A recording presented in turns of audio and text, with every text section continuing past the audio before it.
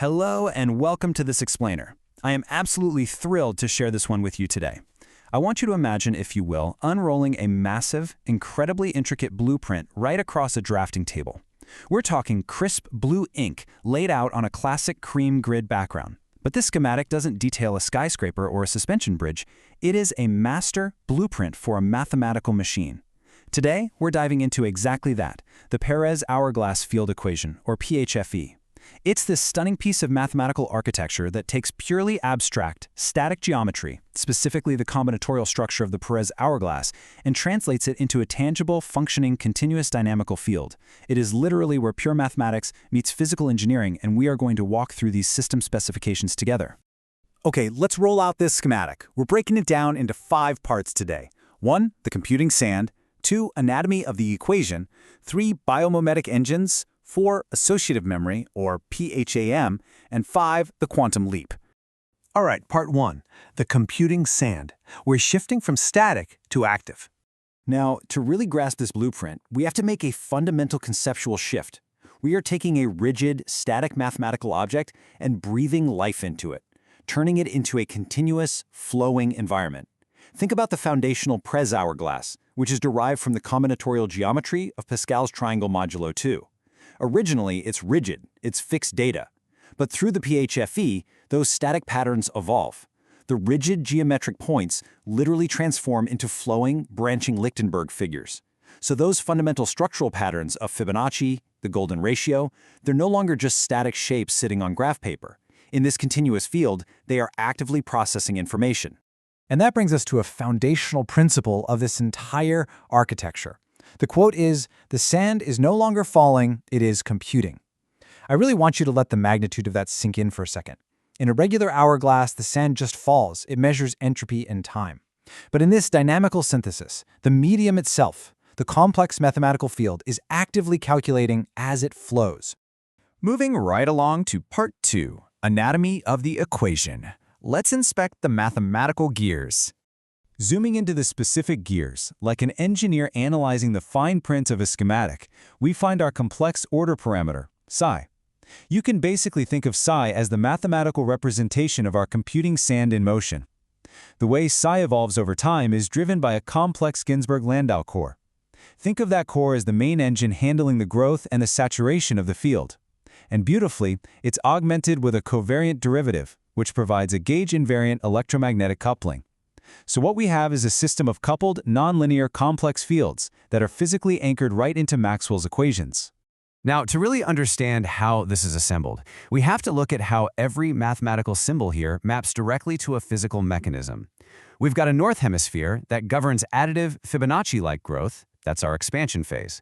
Conversely, the south hemisphere handles subtractive refinement, essentially acting as the compression phase. There's a recurrent memory kernel in there to enable associative recall. But honestly, 2 of the absolute coolest components are the fractal Laplacian and the golden drive. Let's see what happens when we wire nature directly into the math. Part 3, biomimetic engines, wiring in nature's patterns.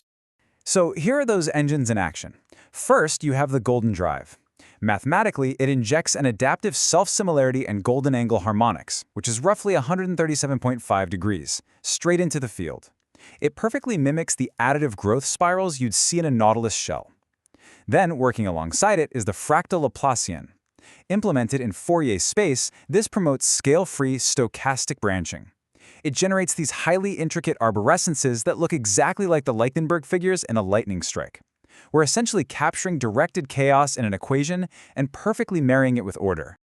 But you might be wondering, how do you keep a wildly dynamic system like that from just spiraling completely out of control?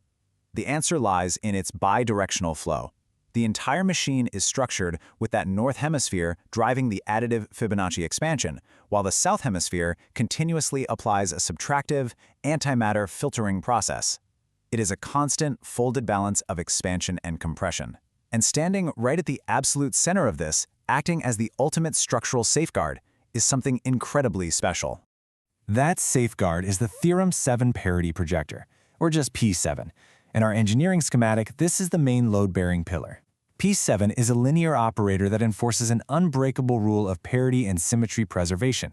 Because this complex field is constantly evolving and dealing with chaos, the P7 operator acts as a shield, protecting the system from random noise and divergence, forcefully keeping the whole architecture perfectly, mathematically balanced.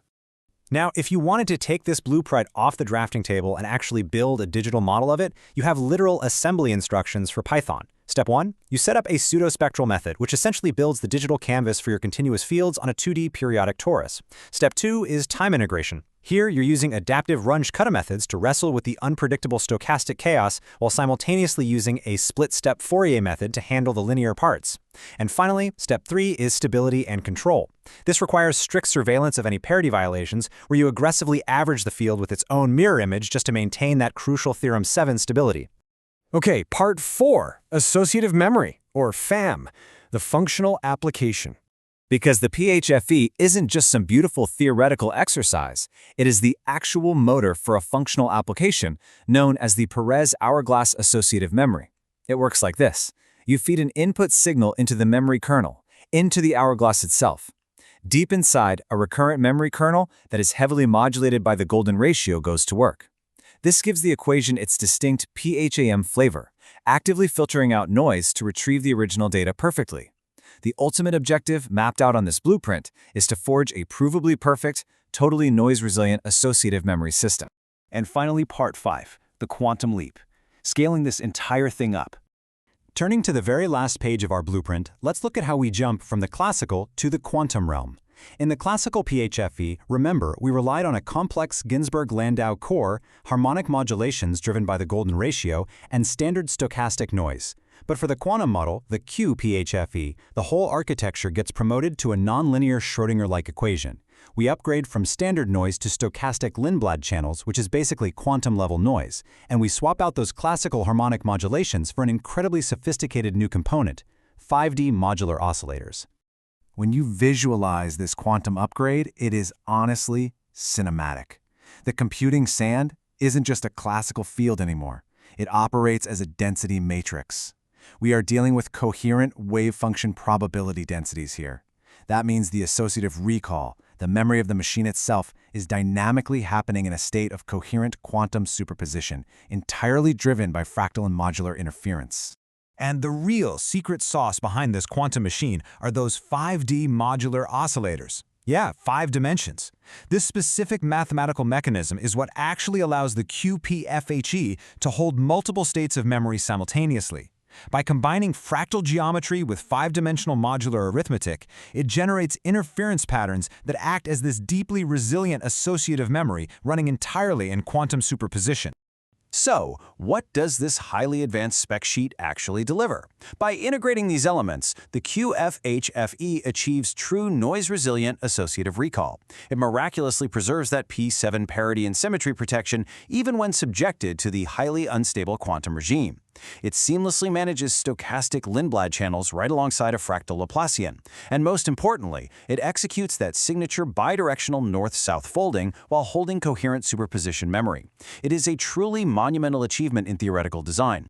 Now, in architecture this elegant doesn't just appear out of nowhere. As the blueprint itself clearly states, this entire dynamical and quantum synthesis is dedicated with immense admiration to Jean-Claude Perez. It is a direct acknowledgement of the profoundly elegant mathematical architecture of the Perez hourglass that he first brought to light. Which leaves us looking squarely at the horizon. We've traced this master schematic from a static combinatorial object up through a flowing mathematical field, all the way into a quantum density matrix. And it really forces us to ask a big question. As we validate this model at extreme scales, what next-generation quantum artificial intelligence architectures are going to be built on the bedrock of the Perez hourglass field equation?